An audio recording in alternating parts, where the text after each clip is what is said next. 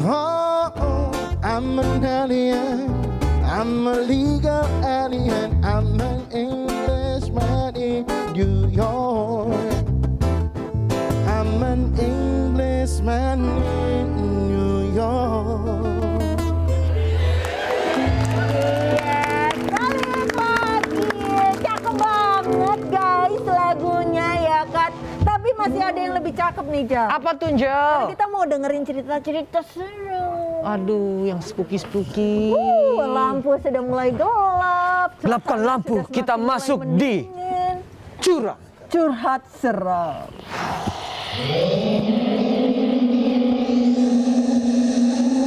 Oke. Waduh, kaget. Aku kaget. Enggak, kalau Mbak Ratna kayaknya udah biasa, Biasa aja. aja. Udah biasa. Udah sering ngadepin ya kan. Gimana Jo, Mbak? Sebelum kita nanya-nanya sama Mbak Ratna, ini ada Viti dulu nih. Dari tim spiritualnya Mbak Ratna. Mata langit ya? Mata Langit. Boleh. Yuk kita Kita lihat duluan ya. Kalau ada artis perempuan yang dari dulu mungkin menggunakan susuk dan sekarang dia sedang merasakan efek negatifnya, apakah Panglima melihat entah dia sakit-sakitan atau jatuh miskin toh? Ya, saya melihat gitu. Yang tadinya cukup cantik dan sangat bersinar, sangat seksi lagi bahkan, dan sekarang sepertinya kulitnya jadi kering, mukanya layu, dan hampir kayak nenek-nenek gitu. Padahal Jadi, masih usia saya melihat kulitnya kayak berubah menjadi hitam. Kalau tadinya tuh orangnya sangat kulitnya tuh bersinar kuning langsat. Tapi masih aktif nggak itu artisnya? Dibilang masih aktif sih, kayaknya udah agak redup ya.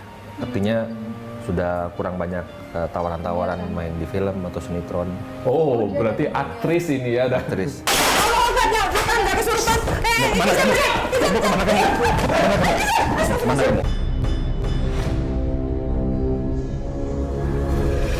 Mana, jangan ngamuk, jangan ngamuk.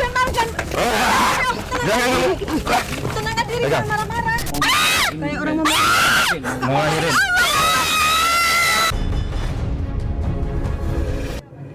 Wow. Ini ada dua video tadi ya. Kita mau nanyain yang pertama dulu nih, Jo, sama Ya. Mbak. Itu yang pertama kan tadi susuk. Ya. Pasang susuk. Iya. Artis. Itu maksudnya itu seperti apa sih? Ya, waktu itu kita sempat berkolaborasi sama Robby Purba. Memang temanya artis-artis yang pasang susuk. Memang Robby nanya ke Panglima, kira-kira artis yang pasang susuk ada nggak? Terus siapa? Terus apakah benar ada artis yang pesugihan dengan mengorbankan anaknya sendiri? Terus waktu itu Panglima bilang, iya ada. Dan saya nggak mau nyebutin ya siapa saja artisnya, tapi memang ada dan tidak sedikit gitu. Ada beberapa yang memang mengadakan perjanjian dengan goib untuk kesuksesan, untuk ketenaran, untuk popularitas, untuk kecantikan, itu banyak sekali itu. Dan aku menemui bukan hanya artis saja sebenarnya, banyak bahkan orang yang bukan artis juga melakukan itu gitu. Kami kan punya banyak pasien juga nih dari berbagai kalangan. Ada artis, bahkan tukang sayur jadi pasien kita. Biar laris. Ada juga yang security, ada juga pokoknya berbagai kalangan lah, dari mulai kalangan yang kalangan bawah sampai kalangan atas. Banyak juga yang menjadi pasien kita yang akhirnya akhirnya minta tolong kepada kita karena mengalami kesusahan akibat dari apa yang pernah dia tanam waktu muda. Tapi emang terlihat tuh orang yang memakai susuk atau yang Ya pakai apa? terlihat. Cuman kan kalau mereka tidak minta tolong dan mereka tidak merasakan itu sebuah gangguan, ya kita diam aja. Paling intaran kita aja. Kita juga orangnya nggak kepo-kepo juga, nggak suka membahas juga. Tapi kalau orang itu merasa ada gangguan, kenapa ya saya kok sekarang susah tidur, sekarang kok saya sering sakit kepala, dan sudah berobat ke dokter kok nggak ada hasilnya. Terus setelah kita terapi ternyata terbongkar bahwa itu akibat susuk yang pernah dia pasang waktu muda gitu. Oh, berarti susuk tuh bisa dicopot pasang juga? Bisa, tapi harus orang yang ahli. Kayak di tempat aku kan ada Panglima Langit. Jadi kalau berobat sama kami bisa terbongkar semua penyebabnya. Misalkan ada tanda tanya besar dalam hidupnya. Aku mengalami masalah, ribut terus dengan suami, aku sakit-sakitan. Kenapa ya masalah ini? Asalnya dari mana? Apa iya ada yang jahat? Nah, kita bisa tarik itu sosok yang mengganggu itu, kita tarik dari badan pasien, masukin ke mediator sama Panglima, aku yang bagian interogasi. Kamu asalnya dari mana? Siapa yang ngirim? Nah, ternyata dari pengakuan si goib ini, dia bilang, aku aku nggak ada yang ngirim. Aku kan kamu yang undang. Dulu waktu kamu udah ingat nggak? Kamu pernah datang ke Pak Haji ini yang di daerah ini. Kamu minta untuk supaya kamu tenar. Itulah aku katanya. Waduh. Maksudnya itu ganggu ini Ganggu ya? karena sudah tidak pernah dikasih makan lagi. Kan kalau susuk itu harus ada harus isi ulang gitu. Itu ada jangka waktunya nggak sih? Ada jangka waktunya, harus sering-sering diisi ulang. Ketika Allahu Akbar. Allahu Akbar, Allahu Akbar. astagfirullahaladzim. Tuh kan, ada yang tersinggung kali kita omongin. Oke, terus kalau misalkan video yang kedua tadi aku takut kejatuhan gitu, nggak ada ya? Enggak, ini lampu. Wah, jadi video yang kedua itu kan kayaknya Mbak Ratna lagi ini ya sama tim ya, Lagi penelusuran ke tempat angker. tempat angker. Nah itu tadi sempat ada yang kerasukan. Nah biasanya Iya. kalau misalkan kayak gitu itu emang si yang sosok di situ tuh merasa terganggu kah? Atau dia emang mau masuk aja gitu, mau ngomong gitu atau gimana Mbak Ratna? Jadi kalau video yang kedua tadi itu kita lagi penelusuran di rumah sakit yang terbengkalai di Tangerang. Memang ada segmen mediumisasi. Jadi kita mau mengadakan mediumisasi tapi di bawah untuk mengungkap sosok yang mengganggu di situ. Karena di situ ada cerita ada orang pesen ternyata pas dia datang nggak ada nama itu. Kita mau mengungkap itu sebenarnya siapa gitu. Nah pada saat kita mau mengungkap itu belum sempat ditarik sosoknya masukin ke mediator, ada makhluk gaib itu yang merasa terganggu, langsung nyurupin mediatorku. Orangnya ada di sini tuh, Agil. Tiba-tiba nyurupin Agil lari dan larinya sosok itu kan beda dengan larinya manusia.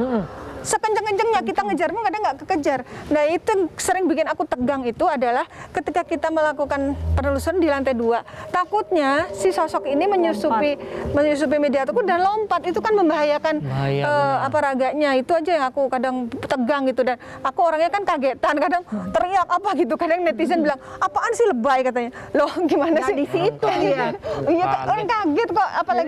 Apalagi ini kan antara Panglima sama aku tuh memang beda ya. Panglima tuh orangnya tenang gitu, lihat yang kesurupan tuh udah biasa. Sedangkan aku kadang gubrak, aku langsung astagfirullah kayak gitu loh. Nah kalau misalkan akunya tenang-tenang juga ya gimana ya, maksudnya ini bukan settingan gitu. Betul, apa adanya. Jadi karena aku kagetan ya udah itu yang ada gitu. Cerita paling Yang menurut Mbak Ratna, menegangkan ya, menegangkan. yang paling waduh kalau Mbak Ratna jadi dia nggak mau, ada nggak ceritanya? Kalau aku melewati proses ini semua tuh aku ambil pelajarannya gitu. Misalkan setiap penelusuran itu pasti akan ada ilmu yang aku dapat dari situ. Ada suatu saat kita sedang peliputan di Curug Dago di Bandung. Itu sosoknya galak banget, itu siluman kera Di tempat apa Mbak Ratna? Air terjun. Sebenarnya di situ tuh tempat yang sangat indah, tempat untuk wisata. Tapi ternyata ada sebuah gua. Gua itu tempat tuh pesugihan. Jadi ada kerajaan siluman kera di situ. Nah, sedangkan Panglima pernah menangani kasus pesugihan yang silumannya itu dihajar habis. Mereka sakit hati sama Panglima. Mediatorku mau ditarik sama dia dan itu terlihat nyata di kamera kalau kakinya si mediator Isma itu kayak ketarik. Jadi kita kayak tarik-tarikan sama setannya gitu loh.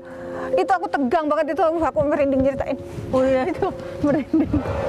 Tapi hal yang paling repot itu banget. membuat aku saat itu ya, aku merasa bahwa ini ujian buat kami gitu loh. Jadi ujian untuk kebersamaan kami, bagaimana kita harus saling menguatkan, kita harus saling jaga.